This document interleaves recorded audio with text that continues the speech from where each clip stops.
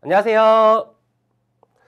자, 드디어 2025년도 1회차 필기시험이 마무리가 되었습니다. 아마 여러분들께서 준비를 오랜 기간 동안 하신 분들도 있을 거고요. 준비를 짧게 하신 분들도 계실 텐데 아무튼 시험 보시느라 정말 고생 많으셨다는 말씀을 한번 전해드리는 걸로 할 거고요. 자, 지금 하는 강의는 이제 지금 보시는 것과 같이 25년도 1회차 전기 기사에서 출제되었던 필기 문제풀이를 갖다가 제가 이제 복원하는 특강 형식에 대한 강의가 되겠습니다. 근데 이제 이 강의를 보실 때 아마 여러분들께서 응시하신 문제랑 좀 많이 다를 거예요. 왜냐면은 우리가 전부 다 PBT 시험으로 보는 게 아니라 전부 다 개별적으로 CBT 시험을 갖다가 응시하는 거기 때문에 문제 유형이 굉장히 수두룩 빽빽 엄청나게 다양하다는 얘기가 되겠죠. 그래서 제가 이제 입수한 문제에 대해서만 여러분한테 풀이를 해드릴 건데요. 아마 여러분들께서 중복되는 문제도 있을 수도 있고요. 만약에 추후에 나중에 여러분들께서 내가 다음 회차에 시험을 볼 건데 요 안에서 나올 수 있는 확률도 존재할 거니까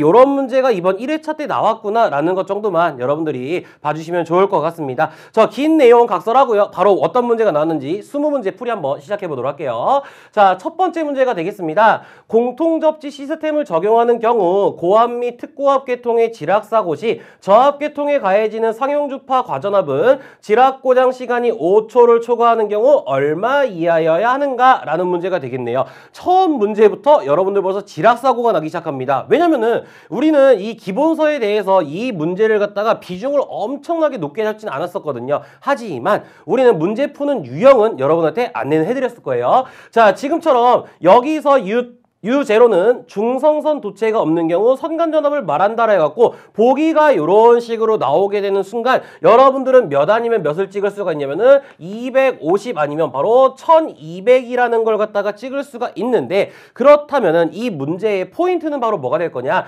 자, 첫 번째로는 지금 저압계통이라는 조건을 주어진 상태에서 뭘 물어봤냐면 바로 상용주파 과전압이 도대체 얼마가 돼야 되는지 알고 있니? 요걸 갖다가 지금 물어보는 거거든요. 그럼 여기서 두 번째 포인트는 바로 뭐가 될 거냐? 이 250과 그 다음에 1200을 갖다가 우리가 판가름하는 것은 바로 차단 시간을 갖다가 얘기할 수 있게 되겠는데요. 자, 지락고장 시간을 갖다가 지금 뭐라고 주어졌냐면은 5초를 초과한다라고 주어졌습니다. 즉 5초 이하냐 5초 초과냐에 따라서 이제 숫자가 달라진다는 얘기인데, 지금 문제에서는 5초를 초과한다라고 했기 때문에 최종적으로는 얼마가 될 거냐면은 250이라는 숫자, 요게 바로 정답이라는 얘기가 되겠죠. 그래서 지금 이 문제 1번의 정답을 갖다가 우리가 찾는다고 치면은 바로 3번에 있는 U0 플러스 250 요렇게 봐주시면 되겠습니다. 그러면 여러분들께서 나중 시험을 대비해가지고 만약에 5초 초과가 아니라 5초 이하라는 표현이 문제에서 출제되었다라고 하면은 보기 안에 뭐가 있어야 된다는 얘기예요.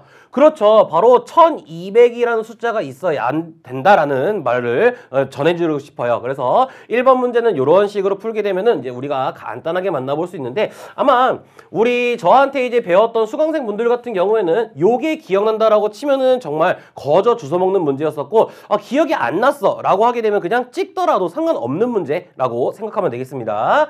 자, 다음 문제로 가보도록 합니다. 문제 2번이 되겠고요. 철탑의 강도 계산에 사용하는 이상시 상정하중을 계산하는 데에 사용되는 것은 무엇입니까? 라고 주어졌는데요. 자, 여기서 말하는 이 이상시 상정하중이라는 게 바로 뭐를 얘기하는 거냐면은 우리가 만나봤던 풍압하중을 갖다가 얘기할 수가 있게 되겠죠. 즉 바람의 압력에 의해서 발생하는 하중을 갖다가 우리가 풍압하중이다라고 말을 했었는데, 우린 이렇게 배웠었죠. 풍압, 즉 바람의 압력이라는 것은 수평적인 개념이 아니라 수직적인 개념으로 꽝 쳤을 때 그때야 비로소 엄청난 하중이 발생한다라고 했었잖아요. 그래서 이 풍압하중의 정의를 갖다가 물어본다라고 치면은 문제 안에서 첫 번째 어떤 개념이었었냐면은 수직이라는 개념을 갖다가 찾으면 됐었고요. 수직이라는 개념이 없다라고 하게 되면 그때는 다른 말로 직각이라는 개념을 갖다가 찾아버리면은 그게 바로 정답이라고 했었습니다. 그러면 자, 문제 1번, 2번, 3번, 4번을 가만히 보니까 수직이다, 직각이다, 이 둘 중에 하나 표현 있는 게 바로 몇 번입니까? 그렇죠. 바로 4번에 존재하게 되겠죠.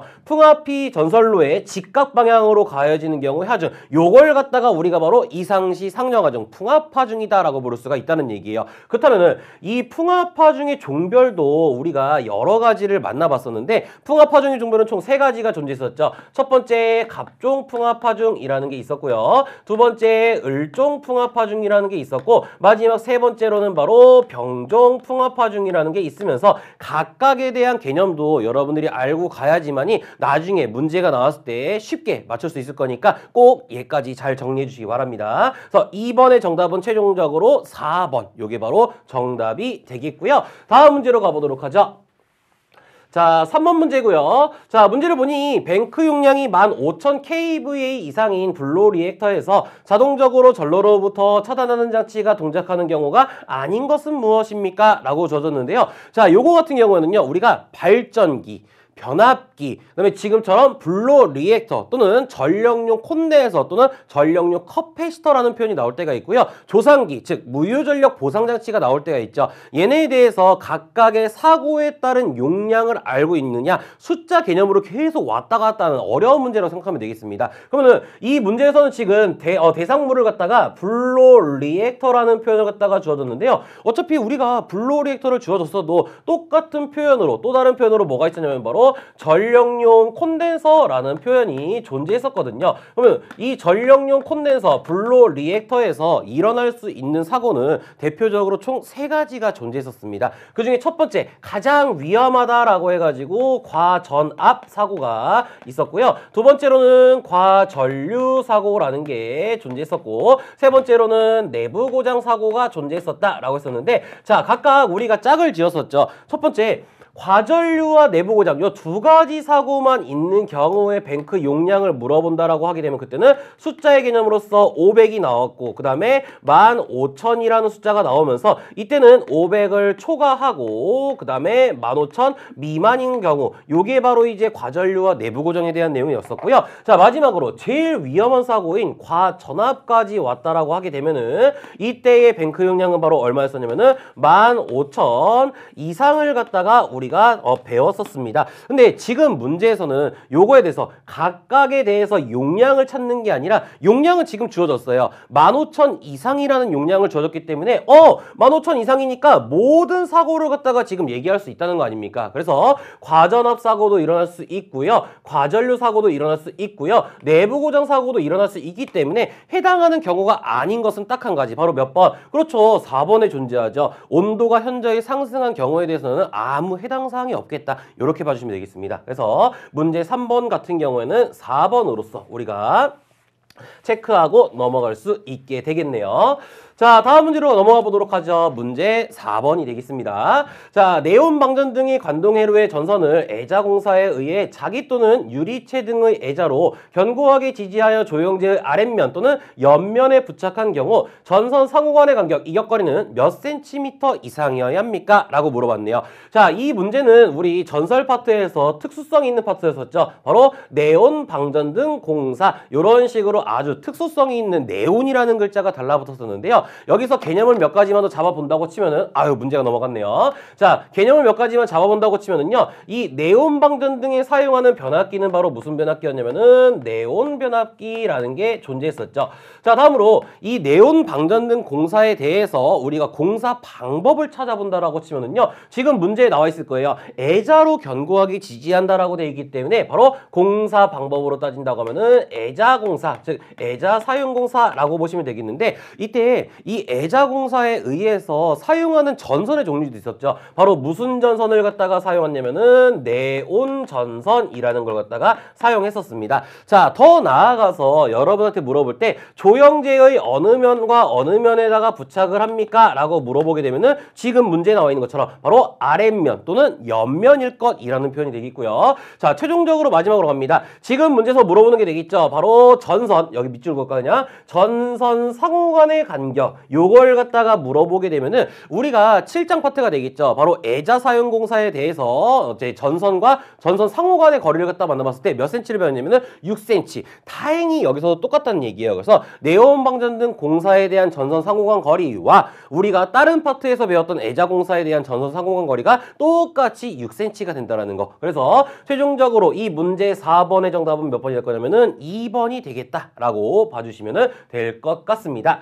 자, 이 네온방전등 같은 경우는요, 지금 제가 칠판에다가 판서한 이유가 뭐냐면은 만약에 시험 문제 나온다라고 치면은 각각에 대해서 여러분들께서 골라야 되는 경우도 존재할 수가 있거든요. 그래서 이런 식으로 정리를 해드렸으니까 이것도 참고적으로 봐주시면 좋을 것 같아요. 자, 다음 문제로 갑니다. 문제 5번이 되겠고요. 전력보안 통신설비는 가공전선로로부터의 어떤 작용에 의하여 사람에게 위험을 주지 않도록 시설해야 합니까? 라고 주어졌는데 요거는 여러분한테 그냥 떠먹여주는 문제예요. 자, 문제 보니까 첫 번째 뭐가 나와 있냐면은 전력보안 통신설비라는 표현이 나와 있습니다. 즉, 우리가 알고 있는 전력보안 통신설비 그 파트, 엄청나게 문제가 적게 나오는 그 파트라고 보시면 되겠는데 그 안에서도 정말 쉬운 문제로서 작용에 대해서 지금 물어보고 있는 거거든요. 자, 이 전력보안 통신설비 파트에서 작용을 물어본다고 하면 딱 두 가지밖에 없습니다. 그 중에 첫 번째가 바로 뭐였냐면은 정전 유도작용, 두 번째가 바로 뭐였냐면은 전자 유도작용. 그래서 최종적으로 정답을 찍는다라고 하면은 1번, 요게 바로 정답이 되겠죠. 자, 추가적으로 조금만 빗대어서 말해본다고 치면은요, 우리 그 전선로 파트에서 지중전선로라는 파트가 있지 않았습니까? 그 지중전선로 파트에서요, 전류에 대한 내용과 작용에 대한 내용을 갖다가 물어본다고 치면은 전류는 누설전류였고요, 작용은 유도작용이었던 거 항상 정해져 있던 게 있었지 않습니까? 그거랑 똑같다는 내용이에요. 그래서 전력보안 통신설비에서 작용을 물어보는 순간 1번에 있는 이 두 가지밖에 존재하지 않는다. 이렇게 봐주시면 좋을 것 같습니다.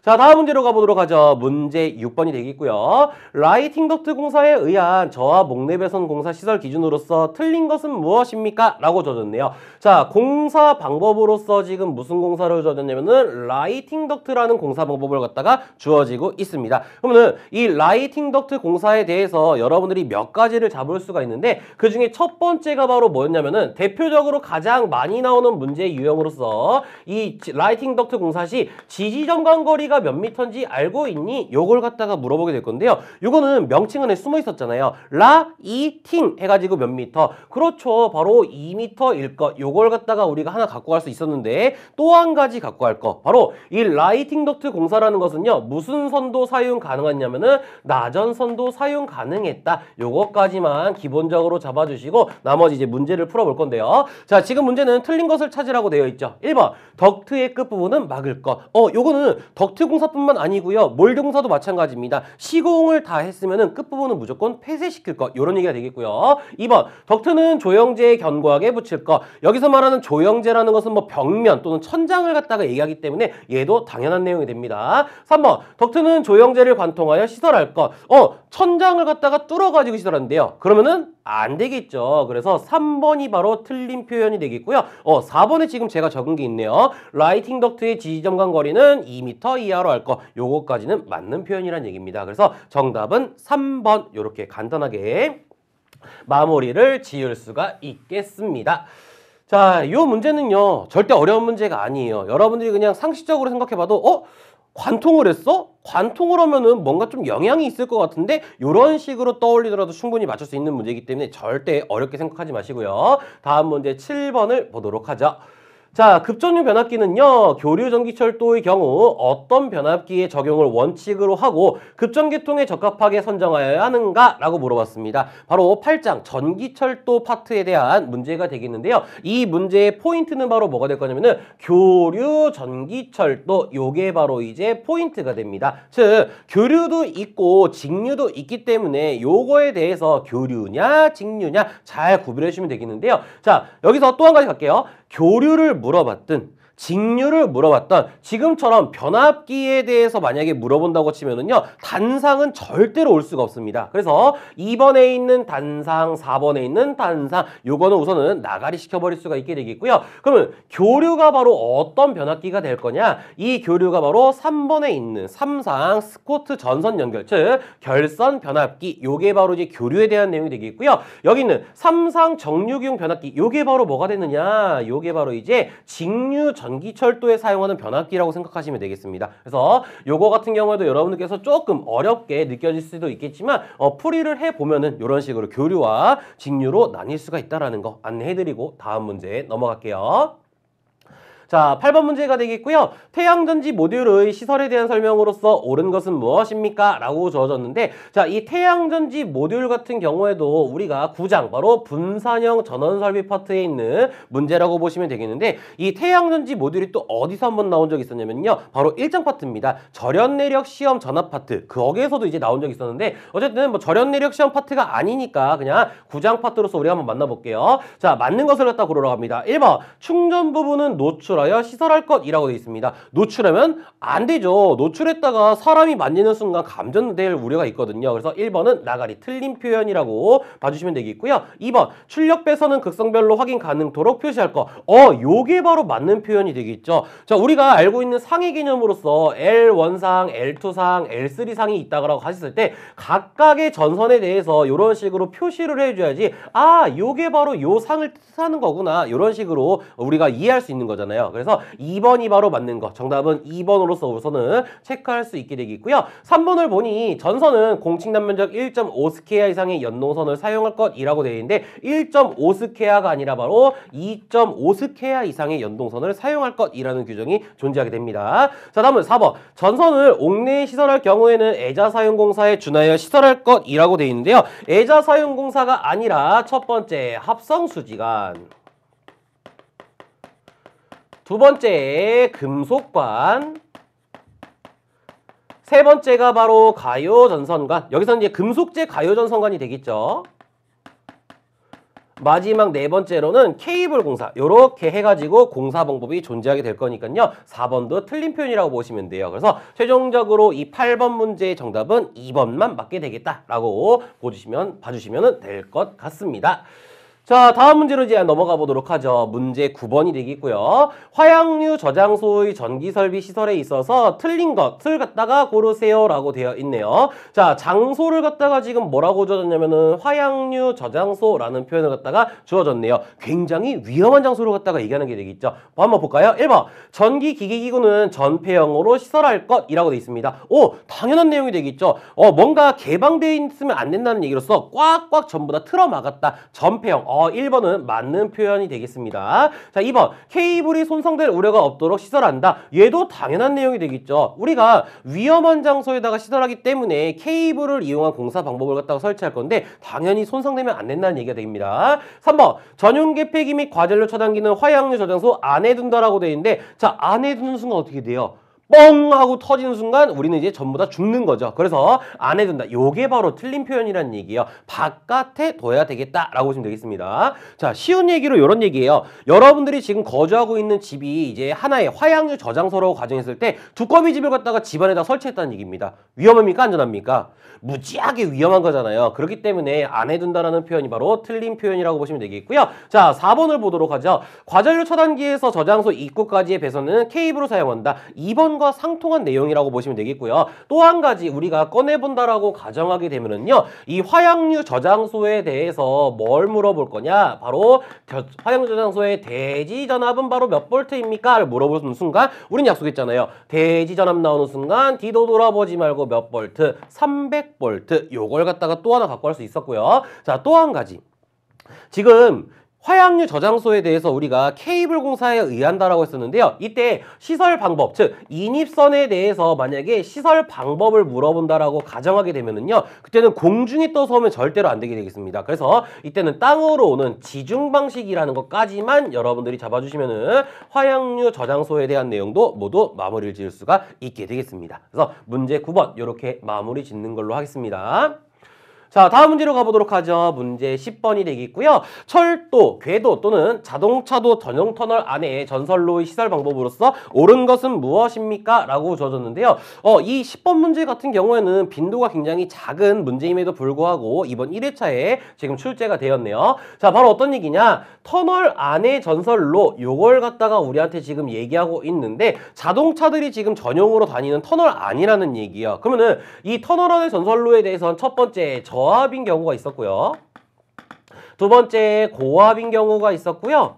자, 다음에 세 번째 특고압인 경우에 대해서 우리가 존재한다라고 보시면 되겠는데, 자, 각각에 대해서 공사할 수 있는 방법이 정해져 있습니다. 자, 저압인 경우에는 총 5가지 공사 방법이 있어요. 첫 번째 애자 사용 공사가 되겠고요. 두 번째로는 합성 수지관이 되겠고요. 그다음에 세 번째로는 금속관이 되고요. 그다음에 네 번째로는 가요전선관. 마지막 다섯 번째로는 제일 강한 공사 방법인 케이블 공사. 이렇게 5가지 공사 방법을 할 수가 있게 됩니다. 근데 고압으로 넘어가는 순간 이 5가지 중에서 3가지가 싹 사라져버리고 2가지밖에 살아남을 수가 없어요. 그 중에 첫 번째가 바로 애자 사용 공사가 되겠고요. 두 번째가 바로 가장 강한 공사 방법이 케이블 공사라고 보시면 되겠습니다. 그럼 마지막 특고압인 경우에는요, 당연히 애자까지도 사라져버려야 되겠죠. 그래서 특고압인 경우에는 바로 한 가지 케이블 공사밖에 존재하지 않는데, 이때 우리가 중점적으로 잡아야 되는 것은 바로 저압인 경우에 애자 사용 공사, 고압인 경우에 애자 사용 공사를 갖다가 기준 잡아가지고 전선의 굵기는 몇 미리 이상의 전선을 사용할 거고 전선의 높이는 몇 미터 높이에 설치할 거냐, 요걸 갖다가 봐주셔야 되겠는데요. 저압인 경우에는 전선의 두께가 2.6mm 이상을 걸 사용하게 되겠고요. 전선의 높이로 따진다고 치면은 2.5m 이상 높이에다가 설치할 것이라는 규정이 존재하게 됩니다. 다음으로 고압인 경우에는요, 당연히 전선의 굵기도 굵어야 되고 높이도 높아야 되기 때문에 이때 전선의 굵기로 따진다고 치면은 4mm 이상의 전선을 갖다가 사용하고요. 높이로 따진다고 치면은 3m 이상 높이에 설치할 것이라는 규정이 존재합니다. 그러면은 자, 저압과 고압과 특고압을 가만히 봤을 때 공통적인 공사 방법이 있잖아요. 바로 가장 강한 공사 방법인 케이블 공사라는 게 존재하게 될 건데, 자, 이 케이블 공사에 대해서는 물으면 안 물어보느냐? 잘 안 물어볼 거예요. 어쨌든 물어보는 것은요, 만약에 물어본다고 치더라도 이 케이블에 대해서는 전부 다 뭘 물어볼 거냐면은 케이블 공사 시 지지점간 거리가 몇 미터인지 알고 있습니까? 요걸 갖다가 물어볼 거거든요. 하지만 얘도 명칭 안에 답이 있죠. 이불 해가지고 모든 케이블 공사의 지지점간 거리는 기본적으로 2m가 된다는 거. 이 정도는 여러분들이 기본 상식으로 이제 우리가 갖고 갈 수 있기 때문에, 저한테 배운 수강생들을 갖고 갈 수 있기 때문에 저압과 고압에 대해서 이렇게 전선의 두께와 높이만 잘 봐주시면은 얘기가 모두 끝나버릴 수가 있게 됩니다. 자, 그럼 지금 10번 문제에서는요, 옳은 것을 찾으래요. 자, 1번부터 볼게요. 고압이라는 표현이 나와 있는 상태에서 금속관 공사했대요. 고압에 사용할 수 있는 것은 애자와 케이블밖에 없다 했습니다. 1번 바로 탈락이고요. 자, 2번 고압이 나왔고요. 전선의 지름을 갖다가 지금 3.2mm라고 줬네요. 우리가 알고 있는 고압은 전선 굵기가 몇 mm니까 4mm니까 2번도 바로 틀린 표현이 되겠고요. 3번 저압 전선을 애자 사용 공사에 의하여 시설하고요. 이를 레일 면상 또는 노면상 2.2m의 높이로 시설하였다. 자, 저압의 애자 사용 공사까지는 맞았지만 우리가 알고 있는 높이는 몇 미터니까 2.5m니까 그래서 3번도 바로 틀린 표현이라고 보시면 되겠죠. 그럼 마지막 4번이 맞았네요. 저압이 나와 있고요. 전선의 굵기로서 2.6mm라고 나와 있으니까 당연히 4번만 정답이 될 수가 있게 되겠습니다. 그래서 10번 문제의 정답은 4번이 정답인데, 제가 이제 여러분한테 말씀드리고 싶은 건 딱 한 가지밖에 없어요. 이 터널 안의 전선로 파트 같은 경우는요, 진짜 문제 비중 자체가 굉장히 낮습니다. 즉 출제 빈도가 엄청나게 낮은 문제가 될 거기 때문에 기본적인 내용 요 정도만 여러분들이 잡아주시고, 문제는 그냥 요런 문제도 나오는구나 정도만 갖고 가시면은 충분히 대비가 될 거라고 생각이 됩니다. 자, 다음 문제로 가보도록 하죠. 문제 11번으로 넘어갈게요. 자, 지선의 시설 목적으로서 합당하지 않은 것은 무엇입니까? 라고 젖었네요. 자, 우리가 이 지지선이라는 것은 필기에도 엄청나게 잘 나오지만 실기에서도 굉장히 잘 나오는 문제라고 했었잖아요. 그래서 꼭 여러분들이 잡고 와야 됐었는데, 이 지선이라는 것은 요 얘기였었죠. 여기 하나의 지지물이 있고 대지면이 있을 때 지지물이 움직이지 못하도록, 즉 쓰러지지 못하도록 이런 식으로 잡아주는 선, 얘를 갖다가 바로 지선이라고 불렀습니다. 그러면은 지금 지지물을 잡아주고 있기 때문에 얘는 전기적인 영향으로부터 보호해주는 게 아니라 바로 기계적 강도로서 보강을 해주는 거, 요걸 먼저 머릿속에 떠올렸어야 되는데요. 자, 목적으로서 합당하지 않는 것은 바로 전기적인 영향이 있으면 그걸 찍어버리면 된다는 얘기죠. 그게 바로 몇 번에 있어요? 그게 바로 지금 1번에 있다는 얘기예요. 유도장애를 방지하기 위하여. 요거는 아무 상관이 없다는 얘기가 되겠습니다. 그래서 기계적 강도로 보강한다. 요 정도 봐주시면 되겠고요. 자, 조금 더 나아가서 이 지지선에 대해서 첫 번째 조건은요, 설치할 필요가 없는 지지물이 한 가지 있었죠. 바로 제일 강한 지지물로서 우리가 알고 있는 철탑이라는 것은 이 지선이라는 걸 갖다가 설치할 필요가 없다라고 했었던 거. 자, 두 번째 내용으로는요, 이제 이 지선에 대해서 안전율을 갖다가 물어보게 됩니다. 이때 안전율은 얼마가 됐었냐면은 기본적으로 2.5였었고요. 단 지지물의 종류로서 목주다, 아니면은 A종이다라는 표현이 나오게 되면 그때는 1.5로 변신을 하게 됐었죠. 다음에 갑니다. 자, 세 번째는 이제 이 지지선, 지선이 갖고 있어야 되는 허용 인장하 중에 최저를 갖다가 물어볼 수가 있게 되겠는데요. 이때 허용인장하중 같은 경우에는 4.31kN, 즉 우리가 암기할 때는 431이라고 외웠던 거, 그 얘기가 되고요. 네 번째로 갑니다. 이 지지선, 지선이라는 것은 기본적으로 여러 가닥으로 구성되어 있는 연선을 갖다가 사용할 수 있는데 이때 소선 몇 가닥 이상을 갖다가 사용했었냐면은 바로 3가닥 이상의 연선을 갖다가 사용했었고요. 한 가닥가닥당의 지름을 갖다가 우리가 찾아본다고 하니 각각에 대해서 2.6mm 이상의 전선을 사용할 것이라는 규정이 존재했었네요. 자, 다섯 번째로 가보도록 합니다. 자, 이 지지선이라는 게 대지면과 맞닿아 있는 이 부분이 가장 위험한 상태, 즉 부식이 일어날 수도 있고 더 나아가서 끊어지는 단선 사고가 일어날 수 있었기 때문에 이때는 지중 부분 또는 지중 부분 및이라고 할까요? 지중 부분 및 지표상에 대해서 각각 몇 cm까지였냐면은 30cm까지 부분에 대해서는 첫 번째 내식성이 있을 것, 그 다음에 아연도금한 철봉을 사용할 것이라는 규정이 존재했었네요. 자, 마지막 내용을 본다고 치면은요, 이 지지선이라는 게 바로 도로를 횡단하는 경우에 대해서 높이를 물어볼 수가 있었는데 기본적인 도로 횡단 높이는 바로 5m 이상 높이가 됐었고요. 다만 문제 조건 에서 교통에 지장을 줄 우려가 없다라는 표현이 나오게 되면 그때는 4.5m까지도 줄일 수가 있었다라고 했었죠. 그래서 이 지지선이라는 것에 대해서는요, 요만큼의 내용은 절대로 버릴 게 없습니다. 여러분들이 달달달 암기해가지고 잘 정리하셔가지고 실기까지 그대로 멱살 잡고 가주시기 바라면서 다음 문제로 넘어가 보도록 할게요.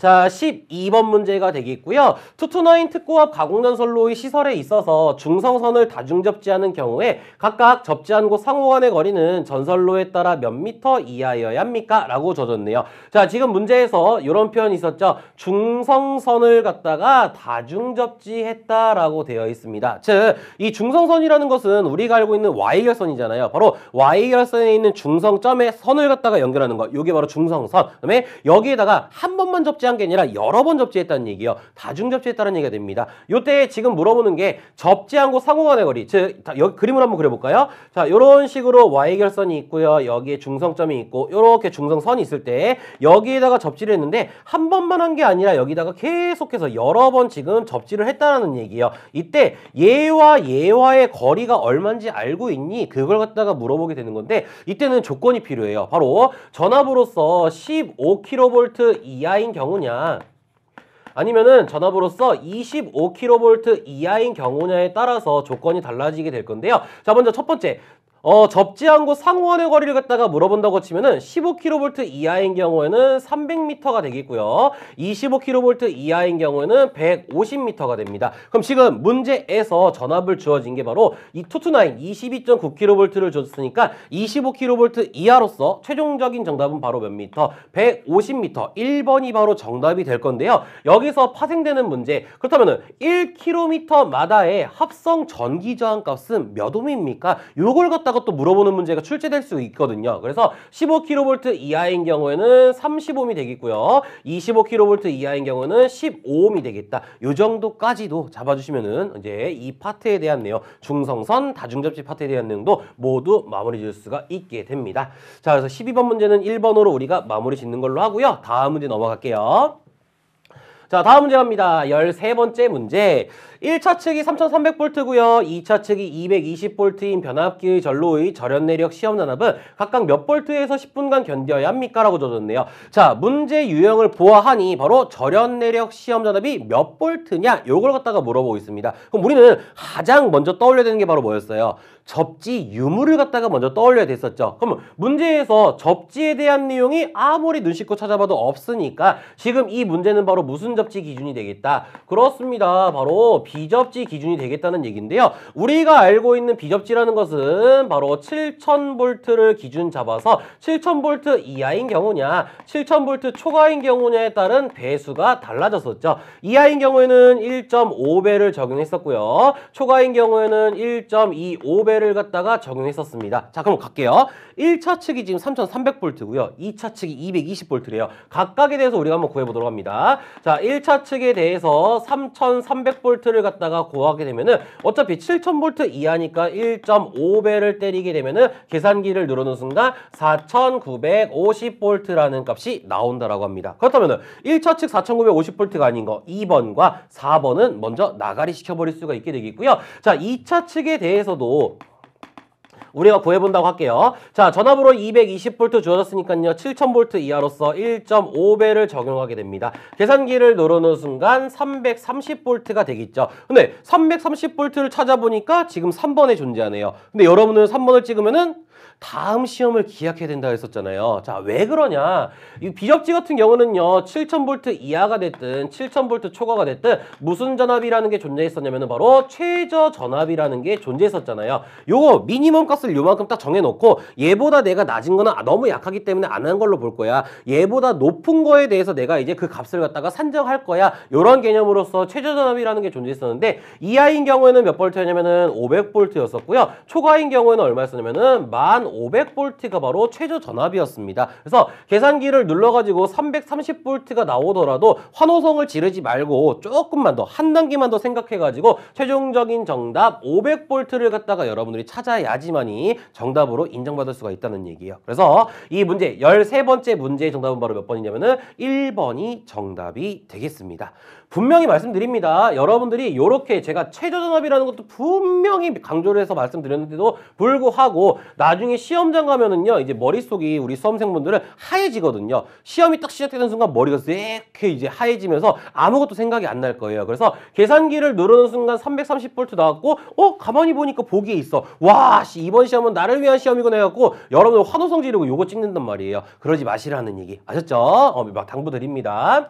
자, 다음 문제로 가보도록 하죠. 14번째 문제가 되겠고요. 옥내 시설하는 전동기의 과부하 보호장치 시설을 생략할 수 없는 경우는 하고 물어보고 있습니다. 자, 전동기 과부하 보호장치에 대해서 우리가 생략할 수 있는 조건은 총 4가지 정도로 만나볼 수 있게 되겠는데요. 그 중에 첫 번째가 바로 뭐였냐면은 전동기의 전격 출력이 0.2kW 이하인 경우였습니다. 즉, 너무 용량이 작기 때문에 배보다 배꼽이 큰 과부하 보호장치를 할 필요가 없었다라고 했었죠. 두 번째 조건은요, 과전류가 생길 우려가 없는 전동기였습니다. 세 번째로는 상시 취급자가 감시할 수 있는 위치에 설치하는 경우, 이것도 생략할 수 있었고요. 마지막 네 번째는 단상 전동기로서 과전류 차단기는 16A, 그 다음에 배선류 차단기는 20A 이하로 보호하고 있는 경우에도 생략이 가능했었죠. 그럼 지금 생략할 수 없는 경우라고 했으니까 다른 말로는 반드시 해야 돼. 이런 개념이 될 거니까 정답은 바로 몇 번? 그렇죠. 1번이 바로 정답이 되겠죠. 0.75kW라는 것은요. 0.2kW로 훌쩍 뛰어넘은 거기 때문에 얘는 반드시 해야 된다는 얘기예요. 그래서 최종적으로 14번의 정답은 1번이라고 봐주시면 되겠습니다. 다음 문제로 가보도록 합니다. 15번 문제가 되겠고요. 고압 또는 특고압과 저압의 혼촉에 의한 위험방지 시설에 관한 내용으로서 틀린 것은 무엇입니까? 라고 되어 있는데, 자, 문제만 봤을 때는 여러분이 조금 헷갈릴 수가 있게 되겠지만 이 문제는 바로 뭐가 될 거냐면요. 첫 번째, 우리가 토지 상황 등이 여의치 않아가지고 공중에 띄어서 하는 거, 바로 가공접지 도체라는 게 있었고요. 이 가공접지 도체들의 연합회를 갖다가 우리가, 즉 파티 맺는 걸 갖다가 가공 공동지선이라고 불렀었죠. 지금 요거에 대한 내용이에요. 그래서 가공접지 도체라 하면은 여러분한테 물어보는 게 딱 2가지밖에 없었습니다. 첫 번째, 전선의 굵기를 물어보는 순간 4mm 이상의 경동선을 갖다가 사용했었고요. 두 번째, 시설할 수 있는 거리를 갖다가 물어보는 순간 200m까지 떨어뜨려서 설치할 수 있었다. 요 2가지가 바로 가공접지 도체에 대한 모든 내용이 됩니다. 다음에 가공 공동지선 같은 경우는 우리가 총 4가지를 만나볼 수 있는데, 첫 번째가 바로 전선의 굵기로서 가공접지 도체와 똑같은 굵기인 4mm 이상의 이상의 경동선이 됐었고요. 두 번째와 세 번째에 대해서는요. 똑같은 표현으로서 지름을 갖다가 물어봤었죠. 첫 번째 시설 지름은 얼마냐, 그 다음에 두 번째 저항 지름은 얼마냐, 이런 식으로 물어봤었는데 시설 지름을 물어보는 순간 우리는 400m를 찍을 수 있었고요. 저항 지름을 물어보는 순간 이때는 1km를 찍을 수가 있게 됩니다. 자, 마지막으로 네 번째로 물어보는 거 바로 가공 공동지선에 대해서 우리한테 분리시 전기 저항값은 얼마입니까? 라고 물어보면 그때는 항상 300Ω밖에 없었다라고 했던 거. 요 네 가지가 바로 이제 가공 공동지선의 모든 내용이 되겠죠. 그러면은 자, 틀린 것을 갖다 고르래요. 1번 고압전로 또는 특고압전로와 저압전로를 결합하는 변압기의 저압측 중성점에는 접지공사를 하여야 한다. 당연한 내용이에요. 무조건 해야 된다는 얘기가 됩니다. 2번 접지공사는 변압기의 시설 장소마다 시행하여야 된다. 이것도 맞는 내용이 되겠죠. 3번 토지 상황에 의하여 변압기의 시설 장소에서 접지 저항값을 얻기 어려운 경우 5.26kN 이상 또는 지름 4mm 이상의 가공 접지 도체를 변압기의 시설 장소로부터 100m까지 떼어놓을 수 있다라고 되어 있습니다. 자, 가만히 보니까요. 가공 접지 도체라는 표현이 나와 있습니다. 그러면은 전선의 굵기까지는 맞다는 얘기예요. 지름 4mm까지는 맞는데 떼어놓을 수 있는 거리가 우리 몇 미터까지를 했습니까? 200m까지라고 했었기 때문에 바로 요 표현이 틀렸다는 얘기가 되겠죠. 100m가 아니라 200m라는 표현이 나와야지만이 옳은 표현이 되겠다라고 보시면 됩니다. 그래서 15번의 정답은 바로 3번 요걸 갖다가 체크하고 넘어갈 수 있게 되겠습니다. 자, 다음 문제로 가보도록 하죠. 16번째 문제가 되겠고요. 자, 순시조건에서 순시조건 T초를 놓습니다. 0.5초 이하다라는 조건에서 교류 전기철도 급전 시스템에서의 레일 전이의 최대 허용 접촉 전압 시류값은 몇 볼트 이하여야 합니까? 라고 줘줬는데요. 요건 제가 일부러 표를 갖다가 준비해왔어요. 자, 왜 그러냐면은 문제 조건에서 먼저 교류 전기철도라는 표현을 갖다가 주어졌고요. 무슨 조건이냐면 바로 순시 조건이라는 걸 갖다가 지금 주어졌습니다. 그래서 조건이 세 가지가 있거든요. 첫 번째 순시 조건이 있고요. 두 번째 일시적 조건이라는 게 있고 마지막 세 번째가 영구적 조건에 대해서 전압 자체가 달라진다는 얘기예요. 그래서 지금은 순시 조건을 주어졌기 때문에 최종적으로 정답은 670V 4번을 갖다가 체크를 하시면 되는데 만약에 이제 문제에서 똑같은 조건을 줬는데 이번에는 교류가 아니라 만약에 여기에다가 직류라는 표현을 갖다가 주어지게 되면은 여기 있는 값이 또 달라지게 됩니다. 자, 이건 제가 이제 볼게요. 순시 조건 같은 경우는 535V라고 생각하시면 되겠고요. 그 다음에 일시적 조건은 150V, 그 다음에 영구적 조건은 120V. 요게 바로 이제 직류에 대한 내용이라는 얘기예요. 그래서 요 표까지 여러분들이 암기하기에는 아마 다른 법 파트에 대해서 암기할 게 많기 때문에 좀 부담스러울 겁니다. 그래서 요거 같은 경우에도 교류와 직류로 나뉘면서 이런 조건 세 가지가 있구나. 각각의 전압을 물어보는 문제가 나오는구나 라는 정도만 알고 가시면 될 것 같아요. 자, 다음 문제 가볼게요. 17번째 문제가 되겠습니다. 저압용의 개별 기계기구에 전기를 공급하는 전로 또는 개별 기계기구에 전기용품 및 생활용품 안전관리법의 적용을 받는 인체감전보호용 누전차단기를 시설하면 외암 접지를 생략할 수 있다고 합니다. 이 경우에 누전차단기의 전격이 기술균에 적합한 것은 무엇입니까? 라고 줘줬는데요. 최종적으로 우리가 갖고 갈 수 있는 거 바로 포인트는 접지공사를 갖다가 생략할 수 있는 조건 알고 있니? 요걸 갖다가 물어보는 거거든요. 그러면은 이 접지공사를 생략할 수 있는 조건이 우리가 크게 봤을 때 총 세 가지로 압축을 할 수 있었는데요. 그 중에 첫 번째가 바로 직류라는 것과 교류라는 것에 대해서 전압이 존재했었죠. 직류로 따지면은 300V 이하가 됐었고요. 교류로 따지게 되면은 150V 이하가 됐었는데 더 중요한 것은 요 전압이 오더라도 이 뒤에 바로 어떤 장소가 와야 되냐면은 건조한 장소 또는 건조한 곳에다가 설치하는 경우는 생략이 가능했었습니다. 그다음에 두 번째로는요. 접지공사를 생략한다는 의미는 뭐가 되어 있기 때문에 얘와 반대 개념은 우리는 절연이라는 글자를 갖다가 찾으면은 마찬가지로 접지공사를 생략할 수 있었죠. 다음에 세 번째 조건이 바로 이제 이 문제 풀이가 되겠습니다. 자, 누전 차단기에 대해서 전격 감도 전류를 지금 주어지고 있는데 전격 감도 전류는 제가 분명히 수업 시간에 말했어요. 너무 신경 쓰지 말아달라. 얘는 변할 수가 있으니까 신경 쓰지 말아달라고 했었습니다. 그러면 여기서 잡아야 되는 게 바로 뭐였습니까? 동작 시간을 갖다가 우리가 잘 봐야 됐었는데요. 있고요. 동작 시간을 갖다가 우리가 봤을 때 딱 한 가지밖에 없었죠. 바로 0.03초. 그거 하나만 기억하더라도 지금 문제는요. 여러분들께서 그냥 주워 먹는 문제라는 얘기예요. 그래서 최종적인 정답은 4번이 정답이 되겠죠. 전격 감도 전류 30mA 이하, 동작 시간 0.03초 이하인 전류 동작형 누전 차단기를 설치하는 경우 접지 공사를 바로 생략할 수 있다. 이렇게 봐주시면 되겠습니다.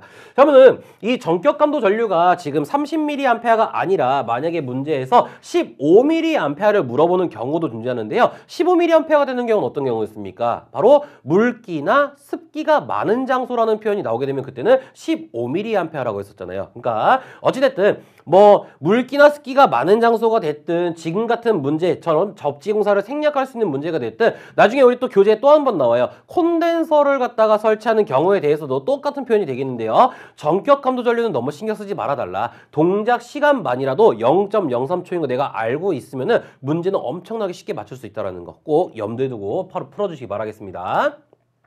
자, 다음 문제로 가보도록 하죠. 18번째 문제가 되겠고요. 자, 폭연성 먼지, 분진 또는 화약류의 분말이 전기설비가 점화원이 되어 폭발할 우려가 있는 곳에 저압 옥내 전기설비는 어느 공사에 의하는가라고 되어 있습니다. 자, 우리가 먼지에 대한 내용은 두 가지가 있었죠. 지금 문제에서처럼 폭연성 먼지가 있고요. 또 한 가지는 가연성 먼지가 존재했었는데요. 이 두 가지 먼지에 대해서는 공사 방법을 갖다가 먼저 세 가지를 꺼냈습니다. 그 중에 첫 번째가 바로 뭐였었냐면은 합성수지관 공사가 됐었죠. 두 번째가 금속관 공사가 됐었고요.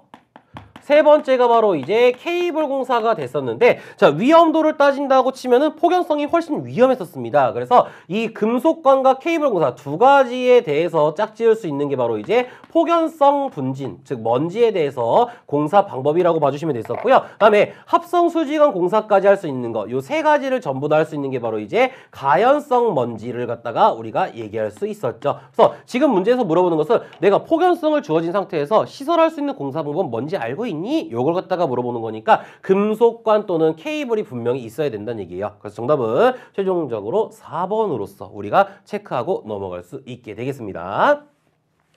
자, 다음 문제 갑니다. 이제 두 문제 정도 남았네요. 자, 19번. 동일 지지물에 저압 가공전선과 고압 가공전선을 시설하는 경우 저압 가공전선은 어디에 둡니까? 요걸 갖다가 물어보고 있는데요. 자, 문제에서 첫 번째로 동일 지지물에라는 표현이 나오게 되면은 우리는 분명히 머릿속에 세 가지를 떠올려야 돼요. 첫 번째, 병행 설치, 병가를 떠올려야 되겠고요. 두 번째, 공용 설치, 공가를 떠올려야 되겠고요. 세 번째, 첨가를 갖다가 떠올려야 됐었습니다. 그래서 자, 여기다가 그냥 한번 적어보도록 하죠. 자, 병행 설치다.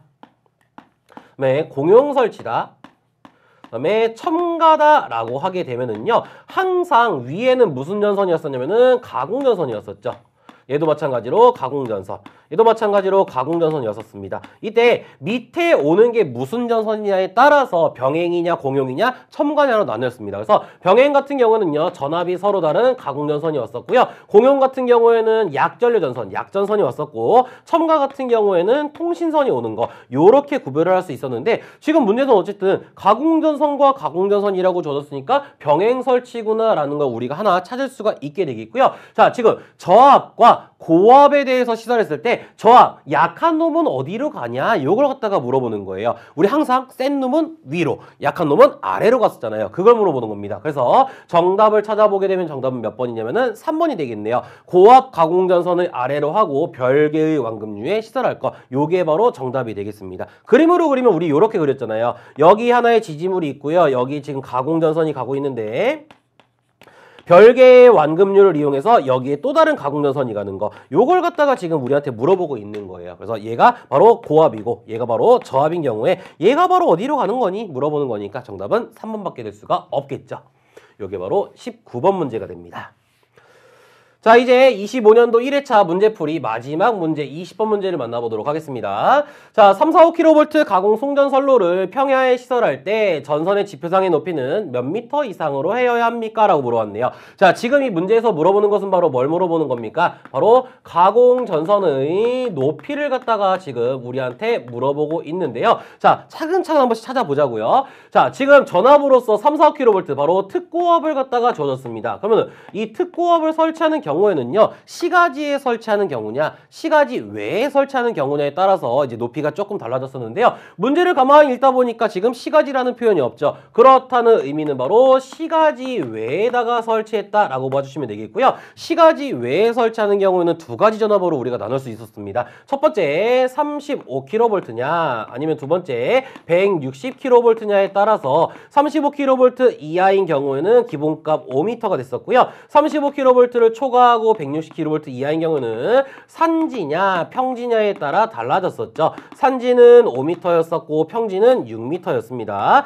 마지막 160kV를 초과하는 경우에는 이제 계산식이었었죠. 이때 오는 계산식은 바로 6 또는 5 플러스 x-16 곱하기 0.12m라는 공식이 왔었는데요. 자, 얘를 대입해갖고 차근차근 풀어보자고요. 첫 번째, 3, 4, 5kV를 줬으니까 160kV를 초과했기 때문에 요 공식을 갖다가 먼저 우리가 이용해야 됐었고요. 자, 앞에 있는 기준값, 바로 6 아니면 5를 갖다가 우리가 찾기 위해서 문제에서 평지냐, 산지냐를 찾아야 됐었죠. 뭐라고 돼 있습니까? 바로 평야. 요게 바로 이제 평지라는 얘기예요. 평지. 그러면은 기준값으로 6을 내려가라는 의미니까 최종적으로 계산식을 세워보면 6 또는 괄호 안에 x 얼마 줬습니까? 345kV 바로 쟤를 만으로 나누니까 34.5가 되겠고요. 여기 마이너스 16이 되고 곱하기 0.12m가 되겠죠. 자, 우리는 요 괄호 안에 있는 x-16을 갖다가 항상 무슨 작업했었냐면은 절상 작업이라는 거 했었죠. 그래서 얘를 갖다가 빼게 되면은 18.5라는 숫자가 나오지만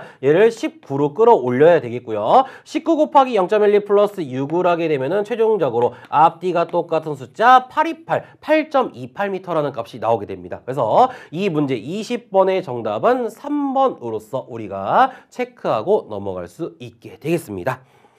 자, 이렇게 해서 이제 2025년도 1회차 이제 전기기사에서 나왔던 문제풀이를 모두 마무리 지을 건데요. 앞서 맨 처음에 시작할 때 말씀드렸듯이 이제 여러분들께서 시험 보셨던 문제랑 조금 다를 수가 있어요. 근데 요거는 이제 제가 이제 그 정보를 입수해가지고 이런 문제가 나왔다라고 복원해가지고 이제 문제 풀어드린 거니까 이제 지금 시험 보셨던 분들은 이제 한시름 좀 놓고 다른 공부 좀 이제 열심히 해주시면 되겠고요. 앞으로 이제 있을 시험, 이제 지금 이 강의를 보고 계시면서 다음에 있을 회차의 시험을 보시는 분들이 있을 겁니다. 그 분들 같은 경우는 도움이 되길 바라면서 여기서 마무리 지으려고 합니다. 여러분들 앞날에 무궁한 합격과 발전이 있길 바라면서 저는 여기서 마무리 인사할게요. 수고하셨습니다.